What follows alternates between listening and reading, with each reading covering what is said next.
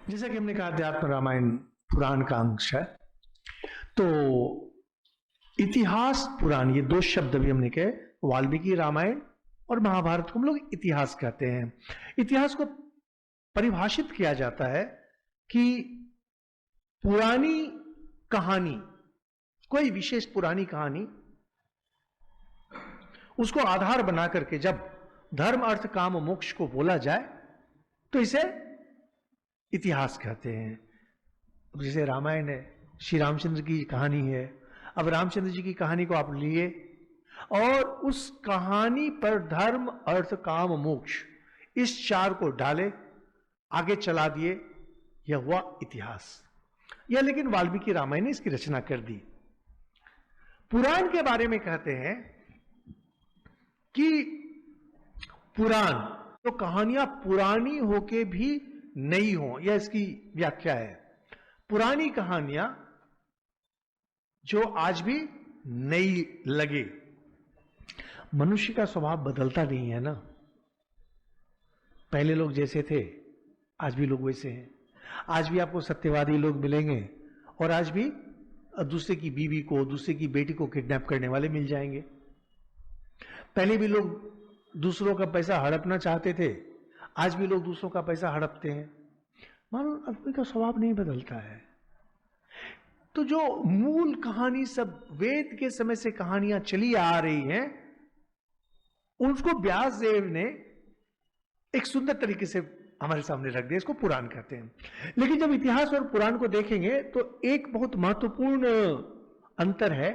इतिहास में जो सेंट्रल कैरेक्टर होते हैं, मूल चरित्र मनुष्य होते हैं और देवी देवता भगवान ये लोग ऊपर ऊपर घूमते हैं, गौण चरित्र होते हैं। पुराण में भगवान मूल चरित्र हो जाते हैं, देवी देवता मूल चरित्र हो जाते हैं और आदमी या अन्य जो जीव हैं ये गौण हो जाते हैं। इतिहास में मनुष्य प्रधान है, भगवान गौण। ये बहुत इंटरेस्टिंग है। महाभारत में पांडवगण मुख्य हैं, भगवान कृष्ण गौण। भागवत में भगवान कृष्ण हो जाते हैं मूल, पांडव हो जाते हैं गौण। तो भागवत पुराण है, महाभारत इतिहास है। वाल्मीकि रामायण, उसमें श्री रामचंद्र जी मनुष्य के रूप में है, दशरथ आदि सब हैं, तो वह है इतिहास। लेकिन अध्यात्म रामायण में श्री रामचंद्र जी भगवान के रूप में आते हैं, इसलिए यह है पुराण। पुराणों की विशेषता है कि पुराण जब कही जाती है, साधारणतः कोई ऋषि इसकी कहानी सुनाते हैं। साधारणतः कोई ऋषि, कहीं कोई बड़ा सा यज्ञ हो रहा है, वहां कोई ऋषि गए, वो कहानी सुनाते हैं। और जरा जरा सी बात पर देखा जाएगा कि भगवान खुद बोलना शुरू कर दे रहे हैं।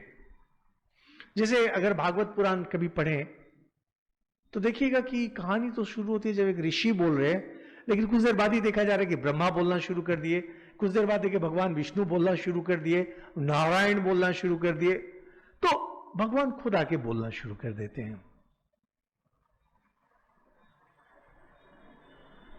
आपको लगेगा कि क्या ये सब कहानी नहीं। इतिहास और पुराण, इसमें सच्चाई का आभास मात्र रहता है, इसके आगे कुछ नहीं। हमारे यहां इतिहास असल में हिस्ट्री नहीं होता है। फलाने राजा ने क्या किया, उस मंत्री ने क्या किया, उस सेनापति ने क्या किया, इस सब से हम लोग को कोई मतलब नहीं है। हमको मतलब है मुझे इससे क्या मिलेगा। यानी राजा रामचंद्र जी ने जो किया, रावण ने जो किया, वह उसका मेरे साथ क्या संपर्क है। यानी धर्म अर्थ काम मोक्ष अधिक महत्वपूर्ण हो जाता है। लेकिन धर्म अर्थ काम मोक्ष महत्वपूर्ण हो जाता है, दूसरी बात आती है कि हम आपकी बात सुनेंगे क्यों। आप जो यहां पर मुझे आदेश दे रहे हैं, आप जो मुझे निर्देश और उपदेश दे रहे हैं, हर व्यक्ति उपदेश देता है, छोटा बच्चा भी उपदेश देता है, मैं आपकी बात क्यों सुनूं। पुराण इसलिए क्या करते हैं कि ये कहानी, ये उपदेश भगवान के मुंह से लाते हैं। तो आप बोलेगा लोगों क्या इतना समझ में नहीं आता है क्या कि कहानी है? नहीं समझ में आता है। ये देखिएगा हमारे जो बड़े बड़े जो कथाकार हैं वह भी जब राम कथा के बारे में बोलेंगे तो बोलेंगे कि यह तो शिव ने पार्वती को सुनाया था। तो अगर शिव ने पार्वती को सुनाया था तो फिर वाल्मीकि में शिव और पार्वती क्यों नहीं सुनाते हैं? साधारण जन, इनमें भक्ति रहती है, इनमें श्रद्धा रहती है, इन्हें भगवान में विश्वास है, और जब सुनते हैं कि साक्षात शिव सुनाए थे कहानी पार्वती को, या कोई जैसे भगवान विष्णु सुना रहे हैं ब्रह्मा को, तो उसके प्रति एक स्वाभाविक श्रद्धा आती है। तुलसीदास जी के रामचरितमानस में शिव राम कथा सुनाते हैं पार्वती को।